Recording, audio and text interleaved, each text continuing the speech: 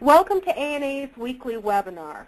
ANA conducts a weekly webinar series as an opportunity to learn about ACF initiatives, program success stories, application development, and Native community project design, implementation, and evaluation. Webinars are held every Thursday from 3 to 4 p.m. Eastern Time. Please visit ANA's website to register for our webinars. Today's webinar is on tribal consultation preparation. Our webinar is going to cover the basics of what consultation is, the policies behind it, how tribes large and small can prepare for tribal consultation, and finally, what consultation events are on the horizon.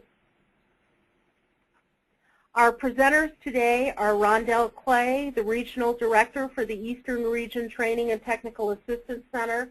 Rondell became familiar with preparing for tribal consultation while working with the Seminole Tribe of Florida in their education department for 20 years.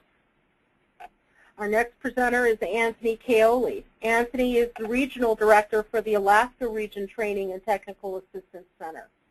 Anthony was a tribal administrator for the village of Quinnahock in Alaska, and in that position he spent many hours preparing for tribal consultation. And finally, David Simmons. He is the Director of Governmental Affairs and Advocacy for the National Indian Child Welfare Association and is responsible for submitting their tribal consultation, for tracking and submitting their tribal consultation. So let's begin. What is consultation? We are going to be focusing on the consultation policies for the Department of Health and Human Services. This webinar is sponsored by the Administration for Native Americans and is a part of the Department of Health and Human Services. HHS defines consultation as an enhanced form of communication which emphasizes trust, respect, and shared responsibility. It is an open and free exchange of information and opinion among parties, which leads to mutual understanding and comprehension. Consultation is integral to the deliberative process, which results in effective collaboration and informed decision-making. Please keep in mind that consultation is defined differently by different departments within the United States government. The President enacted an executive order in November of 2000, which articulates the significance and necessity of consultation with tribal governments. It reiterates the government-to-government relationship and the requirement that each department develop a mechanism to consult with tribal governments. In addition to the executive order, the importance of consultation with Indian tribes has been affirmed through presidential memoranda in 1994, 2004, and most recently in 2009.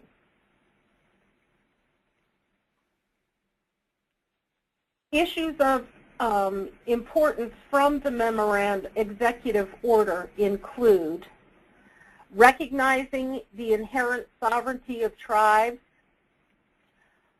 requiring agencies to have a formal consultation process, preventing unfunded mandates to tribes, requiring a tribal impact statement to accompany new regulations. This allows regulations that preempt tribal law and provides for increased flexibility for tribal waivers of statutory and regulatory requirements.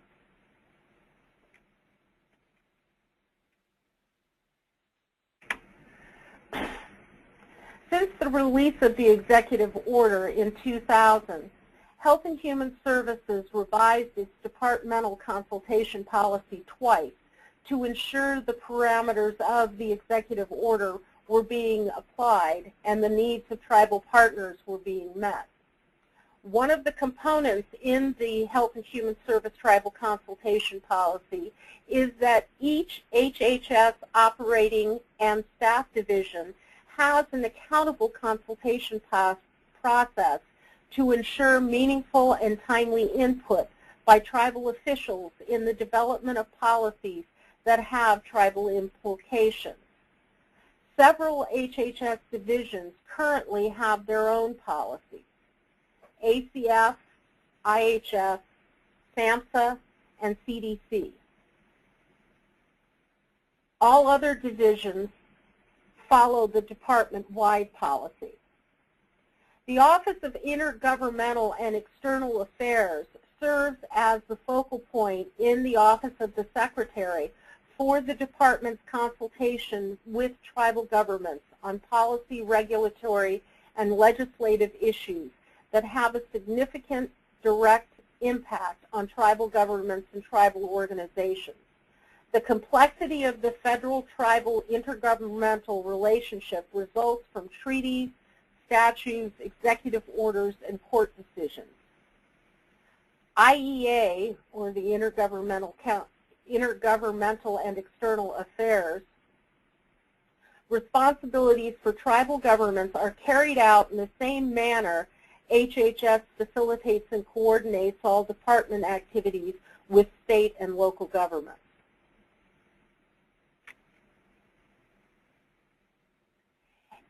As mentioned previously, ACF has its own tribal consultation policy.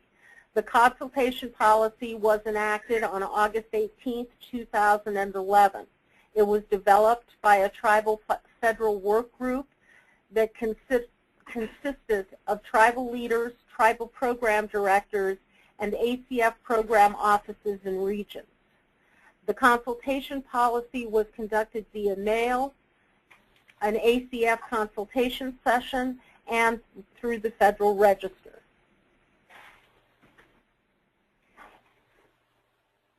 The Administration for Children and Families Tribal Consultation Policy applies to all offices within ACF as shown on this organization chart. As you can see, there are several offices under ACF to which the policy applies. When is consultation required? Consultation, or tribes must be consulted when any formulation or implementation of policy, regulation, order, or legislative proposal that is going to have implications for tribes.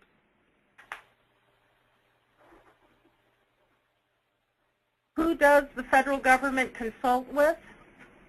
Consultation is with federally recognized tribes. Other Native organizations may participate, but the United States responsibility is towards federally recognized tribes. Legally, there is a distinction between Indian tribes who are federally recognized and those who are not.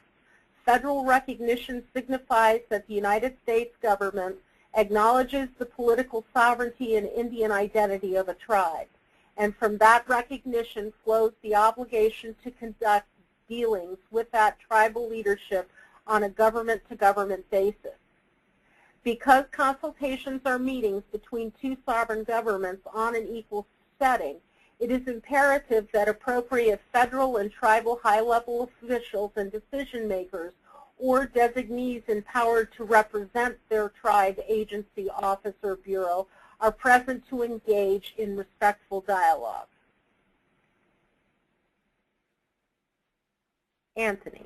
Okay, so some of the benefits of tribal consultation include the fact that tribal input will be on record. It's an opportunity for tribal practitioners to provide practical advice on how to improve program delivery at the federal level, and just the intangible and tangible benefits of dialogue with federal agencies concerning program delivery.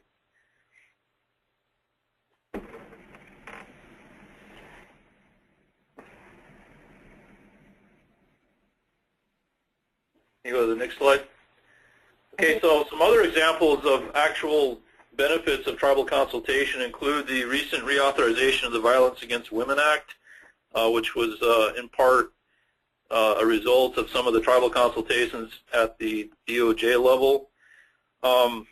In HHS, there's a movement to expand the self-governance program beyond Department of Interior and IHS to other agencies.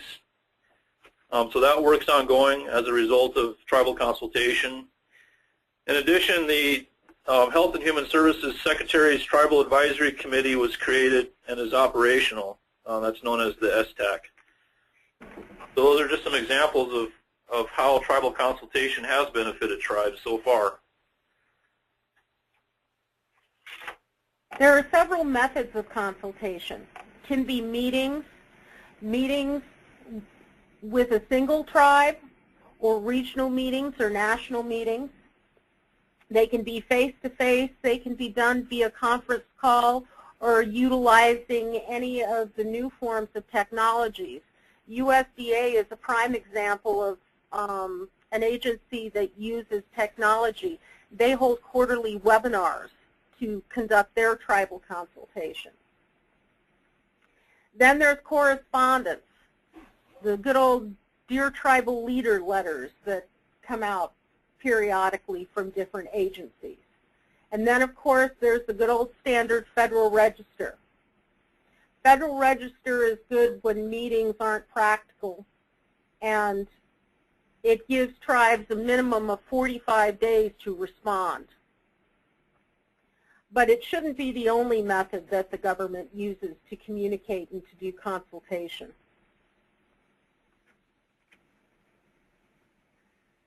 A written request from either an agency or a tribe can initiate the consultation process.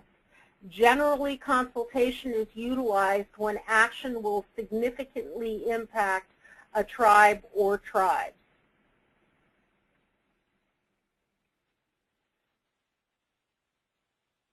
Anthony. Okay, so some strategies. We're going to talk about some strategies to have basically better tribal consultation. And particularly from the Alaska perspective, we're dealing with a lot of small tribes, 250 plus small villages basically. You know, we've got limited resources, yet we have a lot of key issues that we're faced with. And just a few examples would be in Southwest Alaska, the Pebble Mine. So there's a lot of interest in the EPA tribal consultations and the permitting. We've got offshore leasing issues in the Northwest Arctic with MMS. So the villages in Alaska, you know, we've got limited staff, limited resources, so we really need to reach out to some of our regional and national tribal organizations who have the capacity and the subject matter experts to not only track ongoing consultation and issues, but also to prepare for that, whether it be baseline scientific studies or you know, developing policy, proactive policy ahead of time. So it's real important to collaborate with your regional and national tribal consortia, and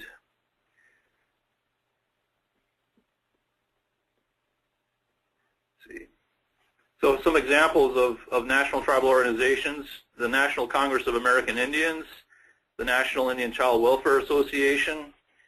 Here in Alaska, a good example is the Association of Village Council Presidents, which is a regional nonprofit for 56 tribes, and the United South and Eastern Tribes.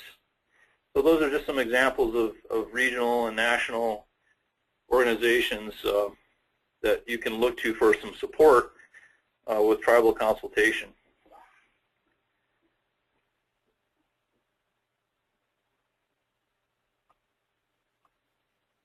So some of the things that they can assist with is not only, I mentioned earlier, some of the baseline studies. They also can coordinate conference calls. You know, like ABCP would oftentimes coordinate conference calls with their 56 tribes, send out notifications of when consultations were happening and some of the issues. They would develop white papers and issue papers. so that the villages and the tribal council presidents could meet with their councils and pass resolutions and also write letters in response to these consultations. So there's a lot that they can provide in terms of their manpower and expertise that would be beneficial to not only small tribes but also large tribes as well.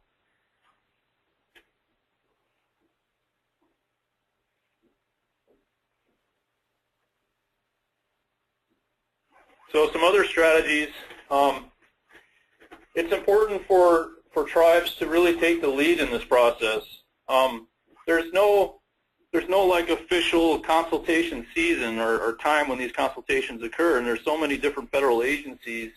They all have their own schedules for conducting consultation and through different methodologies that we heard about earlier.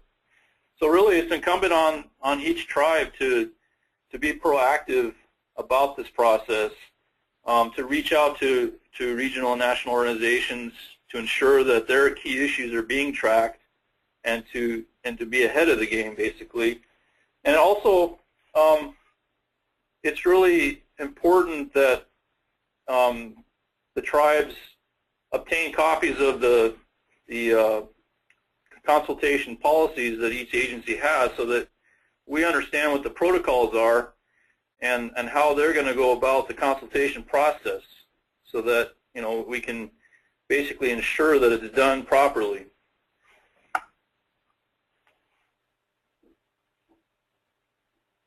Now it's time to talk a little bit about the different types of testimony. The first, of course, is a written testimony. It's important that each tribe makes sure that their written testimony is signed by a tribal official.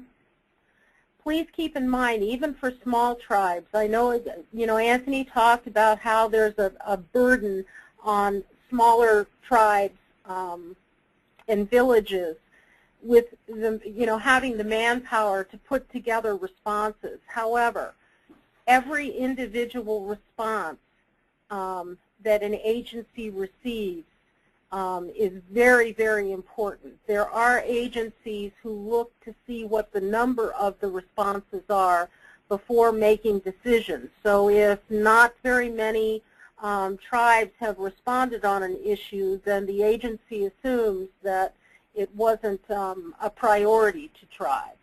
So it is important for as many folks to submit testimony as possible. Responding to consultation takes input from several sources: people who understand the legal implications, those who understand the programs, and those within the tribal administration. Once notice of pending changes to a budgetary, policy, regulatory, or legislative issues, it's important that program managers, tribal administration, and the general counsel or legal department coordinate their efforts to respond to the changes. Responses are limited, so it's important that prior to spending time responding to an issue, that it be determined if the issue merits attention. Talk to colleagues and any program association about the impacts of the issue. Bring that information to tribal administration and the legal department to determine whether further action is necessary. Once you have the green light to proceed, research the issue carefully. Begin consulting on how it's going to impact your program. Once you understand the issue and its impact, it's important that you formulate recommendations and justifications. Once this has been accomplished, turn the work over to the tribal administration and legal department to format for presentation to the appropriate agency. When developing recommendations, make sure that items that will require congressional action are addressed to Congress and not to federal agencies. Legislative issues such as appropriations and regulations are the responsibility of Congress. Federal agencies cannot impact those. There is no set format for written testimony. This slide provides a general framework and allows the tribe to respond thoroughly issue by issue within a written testimony. You would start off with opening remarks and a general summary of your testimony, and then go issue by issue, laying out what the issue is, what your recommendation is, and why you've made the recommendation. Written testimonies can be rather lengthy, so keep that in mind. Anthony. Okay. I just wanted to also point out real quick before I go into verbal testimony, another huge benefit of tribal consultation that we're appreciative of here in Alaska was the recent amendments to the Stafford Act to allow for tribal disaster declarations. So that really was a direct result of tribal consultation. And there was a lot of written testimony that was posted to the FEMA website in support of that. So I think that was real helpful in getting those changes made to the Stafford Act. So in addition to the written testimony, of course, there's the verbal testimony. And consultation it's a dialogue between two governments. To allow for meaningful dialogue to occur, it's important to be mindful of the time when you're presenting or when you're giving testimony, and you should be open to other perspectives. All parties should be given the time to speak, but it's important not to just read your testimony verbatim. Rather, you should try to limit it to 5 minutes or 10 minutes and summarize the key issues that you're faced with rather than reading your 20-page or 30-page or whatever written testimony. You know, that's where the written testimony comes in with all the details. So highlight the issues, your recommendations, and your next steps in your verbal testimony. And of course, ensure that the agency is recording and transcribing those comments, which is usually a requirement in their consultation policy.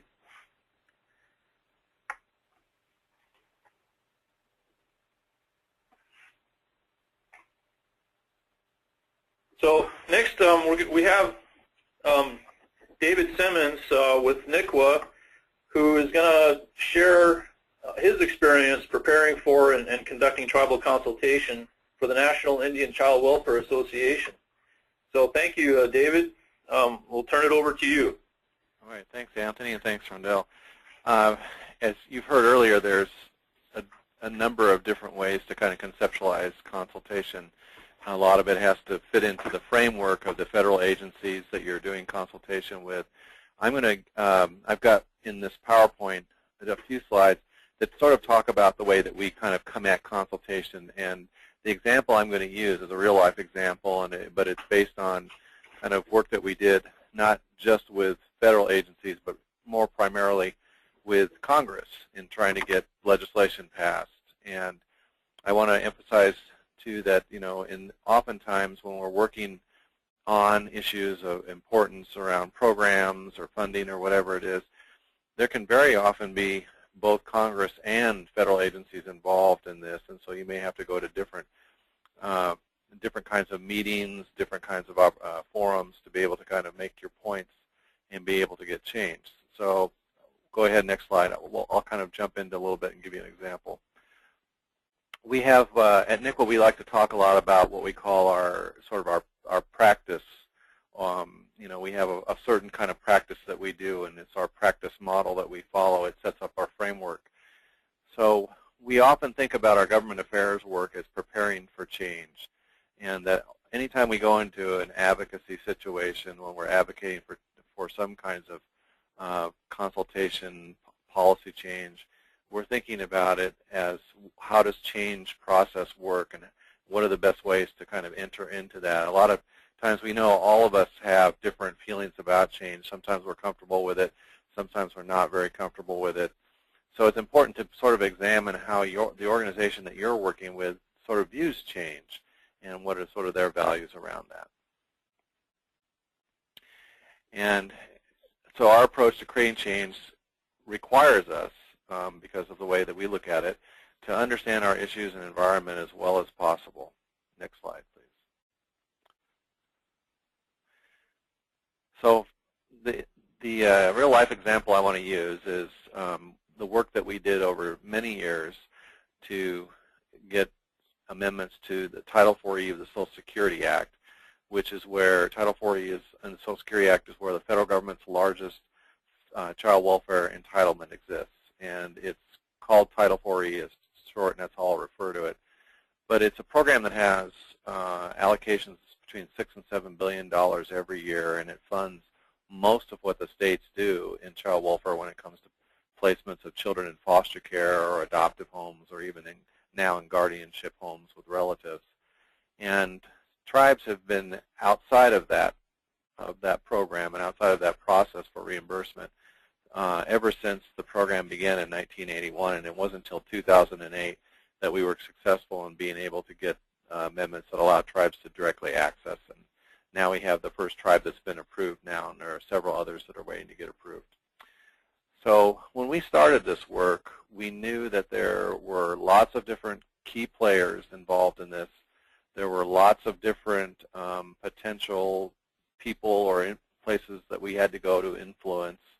And in those relationships, we really needed to understand the issues from all sides. We certainly had done our homework. We were working with tribal leaders, tribal child welfare program directors, other Indian organizations, and understood what their perspective was. But we also knew that change in this case would mean there would be an impact on other people too, such as states, federal agencies, and others too. So we started figuring out what are the common goals among the stakeholders. Well, almost everybody was working to try and promote the best interests, as they often call it, child welfare of children. And everybody seemed to agree that it was important that American Indian and Alaska Native children also had the benefits of programs like Title 4E, and that their families had the benefits as well. We did find out, of course, that as we went through this, that there were a lot of differences too. And it wasn't important just to know that there were differences. We had to really get down a little bit deeper and understand what those specific differences were, what was sort of the justification for some of those differences, and really how far apart were we from some of this. Now this, in the end, our coalition, as we'll call it, had probably 24 to 30 different non-Indian organizations, over 300 tribes who had signed on and done work on trying to push the legislation through Congress. But we also had, in all of that, we also were working with the federal agencies, and that federal agency happened to be the Administration for Children and Families under HHS.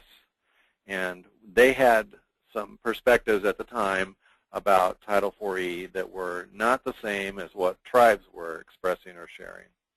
So we had a lot of work to do. So what we did is we also looked at, to try and bridge some of those gaps, is what had been done in the past to address this issue. And the issue really was, and our primary goal was, is to make sure that every tribe that wanted to have their own foster care program would have funds, federal funds, to support it. So there had been a lot of things that had been done in the past. There were Bureau of Indian Affairs funds that some tribes had, but not all tribes. There were tribes that had gone to their states and formed agreements to try and get funding shared. And what we found was sort of a mixed result of what those were. But that was important because when we went into the conversations and we really started to consult, and when I say consult, I'm talking about tribal leaders who were working with us on behalf of their governments, went in to consult. We were very knowledgeable about what had been done in the past, why it wasn't successful, and what needed to be in place to make it successful. And we even went as far as to get help from the Government Accountability Office, or GAO, to basically do a study in 1994 that said the surest way for tribes to be able to get funded and have a stable program was by direct access to the program. And then we, as I mentioned, we had other partners that helped us frame the issue and added perspectives. There were certainly, because tribes hadn't had that much experience with this program, there were other state advocacy groups and just national child and family advocacy groups that had interesting perspectives about the Title 4E program that we weren't privy to, just from our perspective and our experience. And actually, those helped us, whether or not they became supporters or not, they did help inform us and help us kind of be able to understand what it is that we needed to do to make our messages clear. Next slide, please.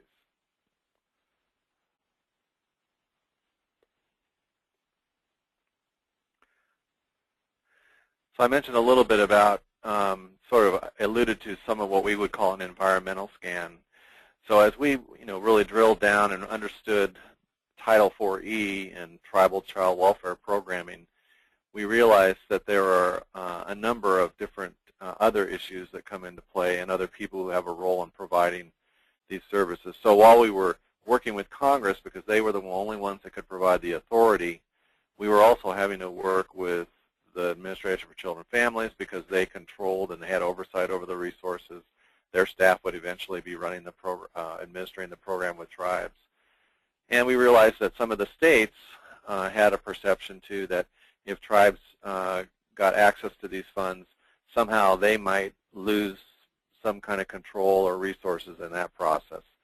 So we really had to kind of look at those issues and understand what the politics and the environment looked at there. The characteristics of the relationships between the stakeholders was really important too.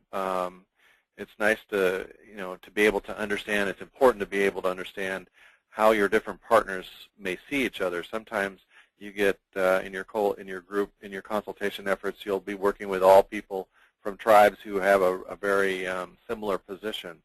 But sometimes you have to work with others who may have had experiences or who may not have the same value set around not just the issues you're working on, but some other outside issues. So we did a pretty extensive sort of environmental scan about the relationships between different stakeholders. In this case, we were thinking about states and tribes, federal agencies and tribes, states and federal agencies, as a matter of fact. And then that was really important, too, to understand how we could best be effective in our consultation. And we also noticed, too, that there was something that sort of took us by surprise, probably because we had worked on this issue so long, is that there was a lot of the stakeholders really didn't understand or know some of the other stakeholders very well, and they didn't really understand what their position or roles on these particular issues are. So we had to play a role in trying to help educate and facilitate educating all of those different people. Oh, looks like my screen went blank. Oh, there we go. So the last thing we had to think about in our environmental scan was what were the internal and external political issues that overlay these things. And of course, we were dealing with this in like the 2006 through 2008, and at that time, it was the economy was not in full recession yet, but there was some new kind of values and rules being placed by members of Congress that only things that were paid for would ever be passed by Congress. So then we had to think about how we were going to be able to deal with those issues. And then we also had some other external issues. There were a couple of cases, child welfare cases, that hit the media involving tribes, an Indian Child Welfare Act case that sort of, while it wasn't directly on point with what we were trying to do, it did provide, it did affect some of the members of Congress's thinking and even some of the states and federal agencies as well about whether this was a good thing or not for tribes to have Title IV-E. And so what we did to those is we tried to mitigate some of that by developing a whole other set of talking points and things to help people understand how these issues related or didn't relate to what we were trying to do, because we knew that if we didn't address it, it was going to probably interfere with and create barriers. Next slide, please.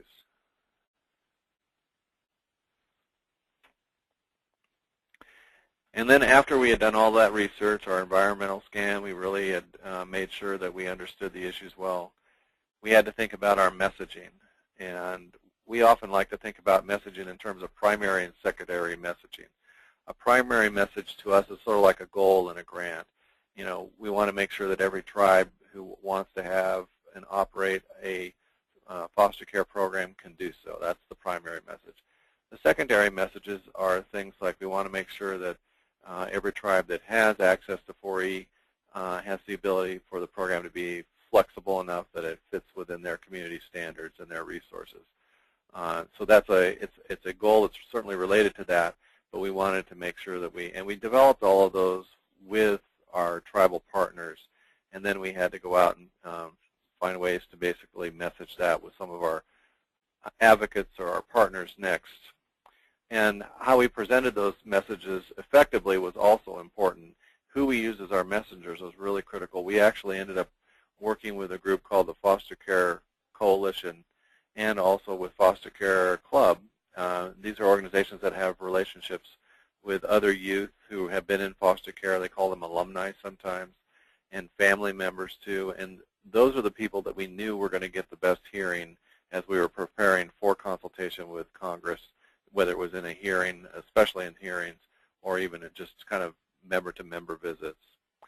And as we built our support for our messages, we emphasized that we really wanted to make sure that the people who were delivering those messages were those who were in the best position to be able to deliver that, not just from an authority standpoint, but also from a position of having, getting the attention of the policymakers and others, federal agencies that would be we would be working with. Next slide, please. And part of what we did is that in building sort of our coalition, we realized that some of us had had a lot of experience in doing this kind of work. Others of us had not. And we wanted to make sure that we avoided as many surprises as possible. That's the one thing in this kind of work that can often kind of sidetrack you when you least expect it to. So we did some work ahead of time to anticipate and even develop responses to questions, concerns, or comments that we thought might be coming our way. And we always, next bullet please, we always tried to have the mantra of, that we can address this, that it's not going to be a big deal, and there will be a way for us to respond in a positive way. We realize that what's important, one of the most important things when you're working with people who have the authority to set policy is that they are going to have concerns almost all the time. There's always going to be something. They're going to have questions. And what they want to hear is that this is not going to be a huge deal. We can find a way to address this. And so it's helping them feel comfortable that you understand that there could be some potentially points of contention, and that you actually are in a place where you can actually move ahead and find the answer, even if you don't have it at that very moment, but that there's a kind of a can-do attitude. And I think lastly, just being prompt with follow-up. And we are big believers in asking for feedback. We were just in the HHS tribal budget consultation, and we had one of our tribal leaders from our board give the testimony. He's a very, very staunch advocate, and he really believes strongly in these issues. And he was providing testimony on about 12 different programs across 2 or 3 different agencies. And because of the bad weather, they had really cut back. They basically cut in half the amount of consultation time that was available, and we did the best we could to try and prepare for that reduced time. But he ended up giving testimony a little longer than I think what people were comfortable with. So we asked for feedback. We received feedback that next time we'd like you to just give the testimony, be much briefer about it, provide a little bit less detail. And so we took that. We're taking it hard. So next year we're going to make sure we incorporate that in our tribal budget consultation testimony. That's all I have for trying to give you an idea of how we do it and sort of our framework for that.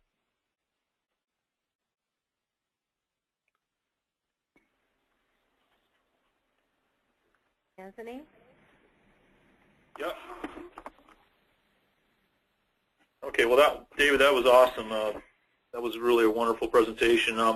So we put together a few resources that we thought might be helpful. And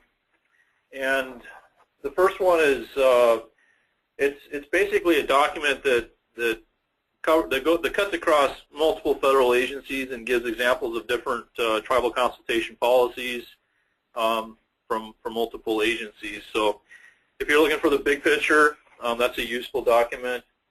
NCAI has a website that's devoted to, or a part of their website is devoted to tribal consultation support. They call it the Tribal Consultation Support Center. That one is really up to date. It's got great resources. It's got schedules for tribal consultations, so we really encourage you to go there and look at that. And then we also have a few of the links to the HHS Tribal Consultation website, the HHS's Regional Tribal Consultation Schedule, and HHS's Tribal Consultation Policy.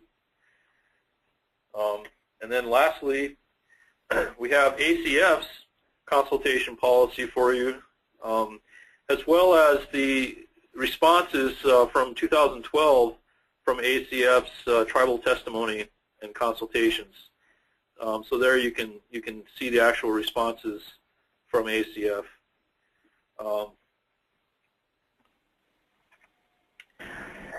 Okay, great. Thank you very much, Anthony, and thank you, David, for your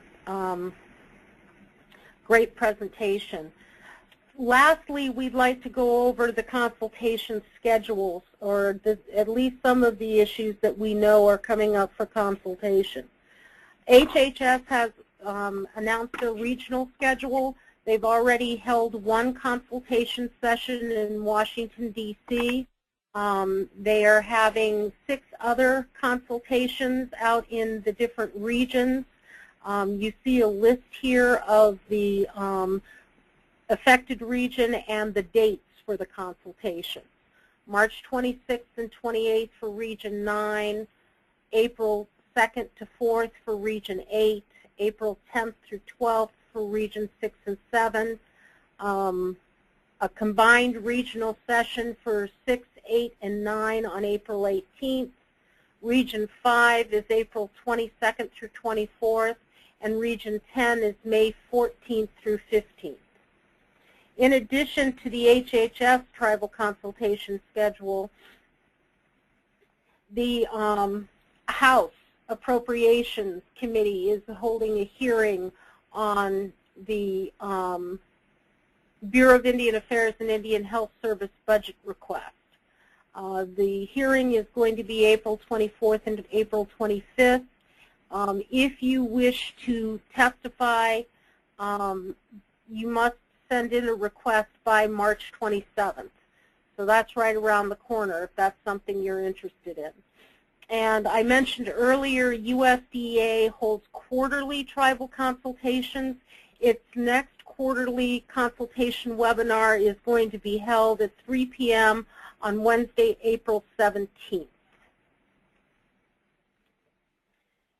Every agency is different. You just need to check agency websites. And as mentioned earlier, program associations such as NCLA are constantly tracking different efforts. So keeping in touch with them can help you keep in touch with what issues are out on the table as far as Congress is concerned and as far as various agencies are concerned. We're going to open up to questions. For those of you who are on the phone, if you raise your hand, we'll take your questions. I'll unmute the phone so that you can ask your question. For those of you who are using voice over internet protocol, make sure you have a microphone.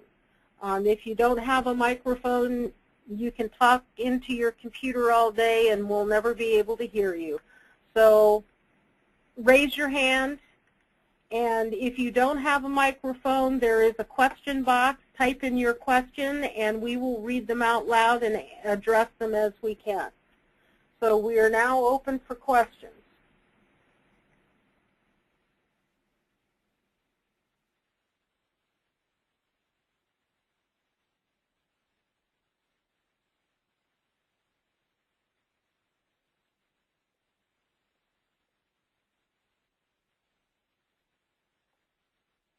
Okay, well, if we don't have any further questions, we want to thank you for attending the webinar.